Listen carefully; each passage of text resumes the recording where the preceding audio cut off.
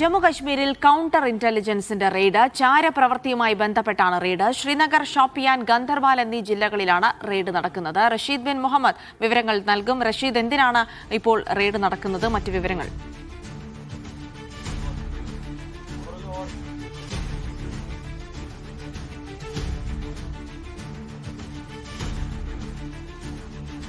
റഷീദ്, ജമ്മു കാശ്മീരിലെ വിവിധയിടങ്ങളിലാണ് കൗണ്ടർ ഇന്റലിജൻസിന്റെ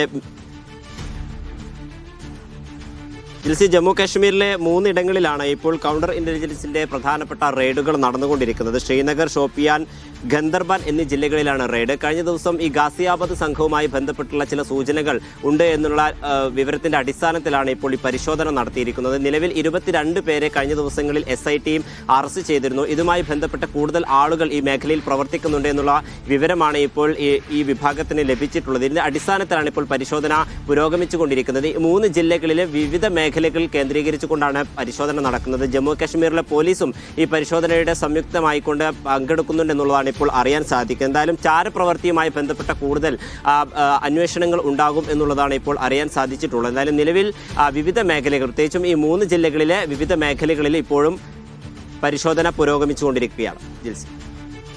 അപ്പോൾ ജമ്മു കാശ്മീരിൽ ഇപ്പോൾ പരിശോധന തുടർന്നുകൊണ്ടിരിക്കുകയാണ്.